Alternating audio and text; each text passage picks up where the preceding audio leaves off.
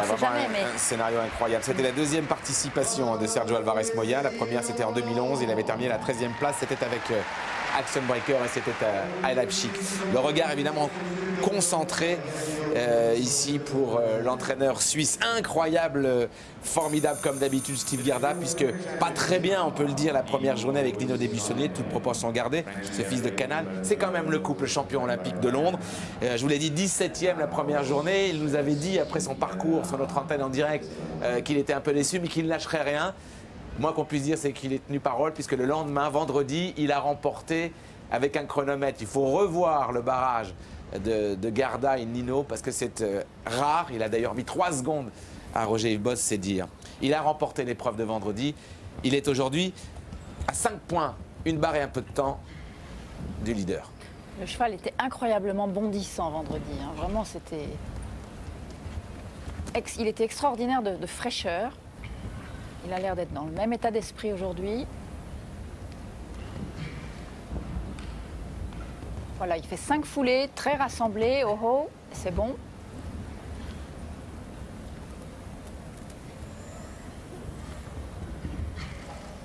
Sixième au provisoire, égalité avec Maclean Ward, que je vais dire. Elle est bien allée dans ses 5 foulées.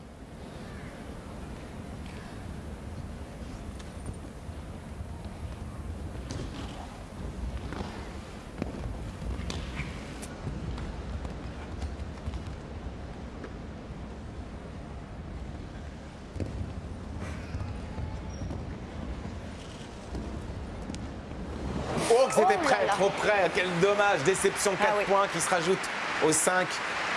Malheureusement pour Steve Gerda. Étonnant, et on voit ici son entraîneur, le frère de Marcus Fuchs. Thomas Fuchs.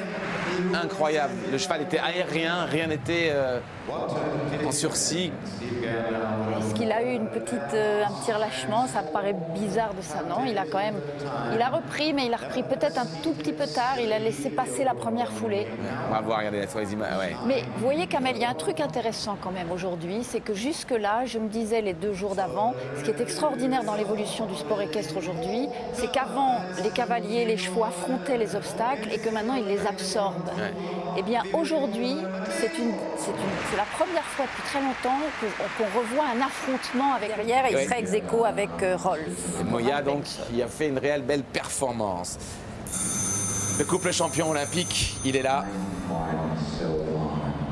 Et c'est le moment ou jamais pour lui de réitérer une belle performance comme celle de Londres. Évidemment qu'il peut gagner cette finale. Alors, on a 2 cavaliers crack. On a quand même ce cheval qui a gagné les Jeux Olympiques contre le cheval de Maclean qui est beaucoup plus débutant sur ces épreuves-là, beaucoup moins expérimenté. Elle est bonne route aux Jurassiens.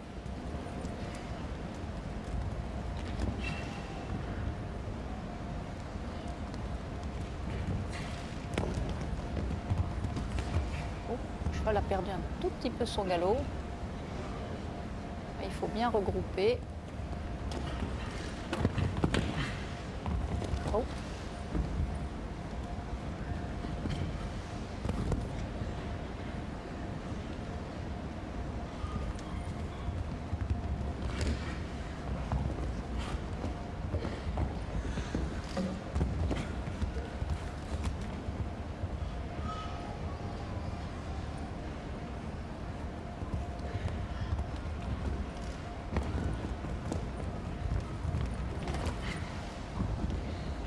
Quelle précision.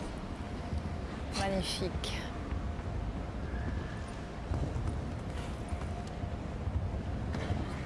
Il a ouvert un petit peu pour avoir... Allez, Steve.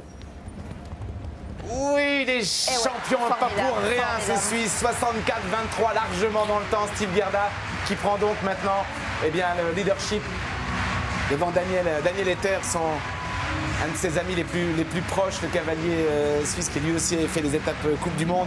En tout cas, Steve Gerda, Dino De Buissonnier, celle français, et prennent la pole position avant le passage évidemment de Maclean Ward, de Kevin Stott et Midzi Madden.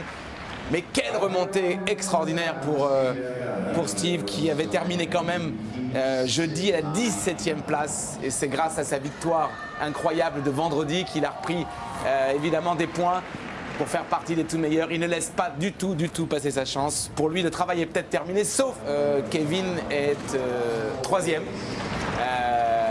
Voilà, 3e, très belle performance. Premier podium dans une finale Coupe du Monde pour Kevin. Bien joué, Silvala, HDC, KWPN est donc 3e. Steve Garda et Bidzi Madden pour l'instant à égalité. Qui va remporter cette victoire? La dernière pour la Suisse, ça remonte avec un seul Français d'ailleurs, décidément, c'était l'idée du tour avec Beat Manley à Vegas, si ma mémoire est bonne, en 2007. Et peut-être une nouvelle victoire pour eux. Tout le mal que je leur souhaite évidemment. Et la France qui prend donc une 3e place. Déjà 3e avec Norton de Ruiz à Göteborg déjà. Et regardez là, c'est intéressant. On voit Steve. Avec Thomas Fuchs. Avec Thomas Fuchs, son entraîneur, et Nino. Et là, il faut se remettre dans la compétition. De venir de là où il était, un 17e le premier jour, et de dire à notre micro que quoi qu'il arrive, il ne lâcherait rien. Alors 17e, c'est rare, vraiment souvent on reste dans le top 5-6. Bruno Boxo était 6e, je crois, avant de pouvoir gagner. La 17, je peux vous dire qu'il faut vraiment avoir une sacrée motivation. Mais je ne vous apprends rien en parlant évidemment de Steve Garda.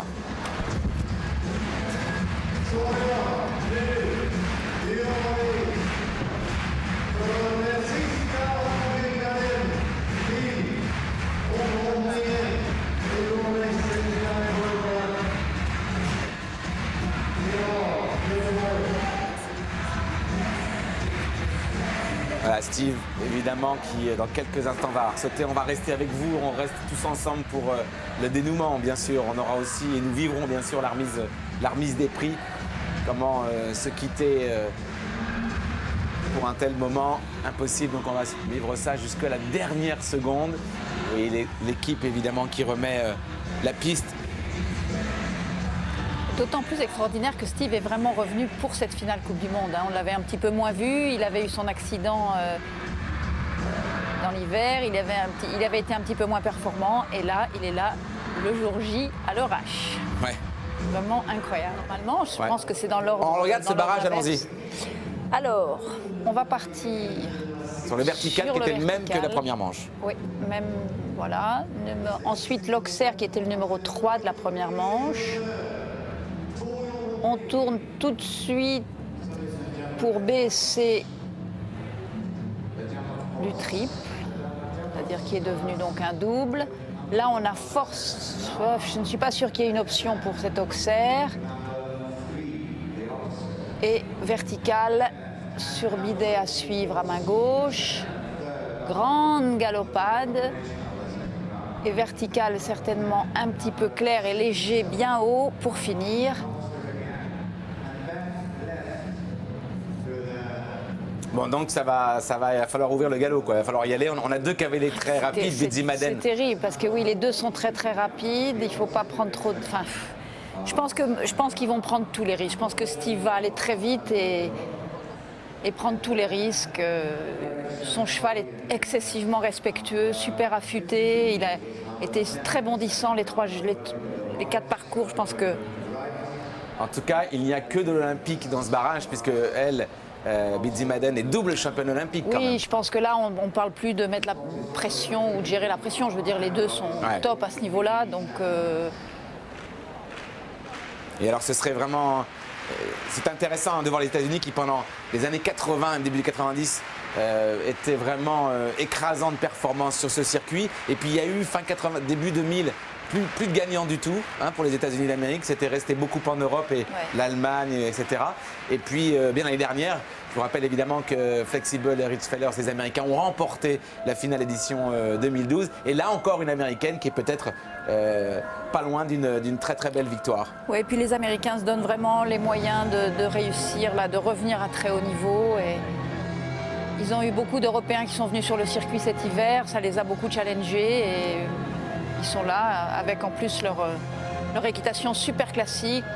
Ils ont des chevaux, de très bons chevaux. Ils ont les meilleurs chevaux, donc bon, ça passe. Allez, le public lui aussi veut vivre évidemment cette dernière round. pour sacrer le meilleur de cette 35e finale.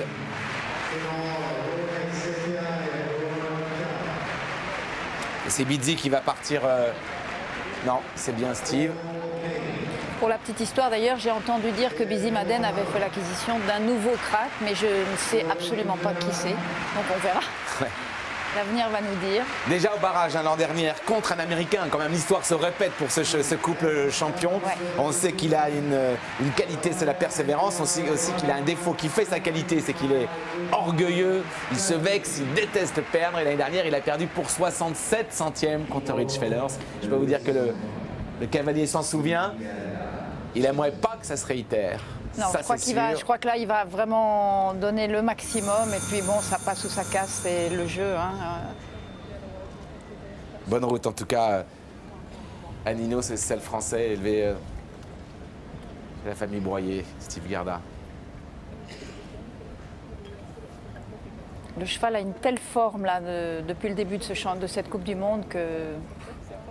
Le niveau que nous avons là maintenant est le plus haut niveau avec 2 cavaliers olympiques.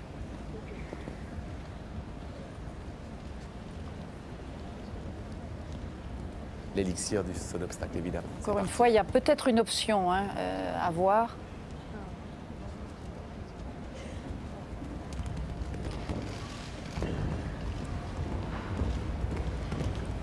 Donc le deuxième Auxerre dans le galop, mais on serre un petit peu à la fin pour pouvoir tourner tout de suite, pour aller sauter ce double. Très très gros. Oh, qu'il a eu. Ouais. Et là, il y a non, il y a un peu pas de chance là. Oui, non, il n'y a pas d'option. Je pense que Bizzi passera au même endroit. Là, on a 2 foulées hein, pour un Auxerre énorme. Là, je crains. Oh, que ça c'est dur, ce qu'il lui demande.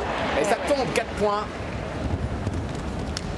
Oh, c'est tombé, ça tombe encore. 2 fautes, 30-33 pour Steve Garda et Nino Debussonnier. Oh là là, 2 fautes. Un boulevard un peu, hein, un boulevard là pour l'américaine Bizzi Madden. Un boulevard pour elle. Là maintenant, elle peut être tranquille.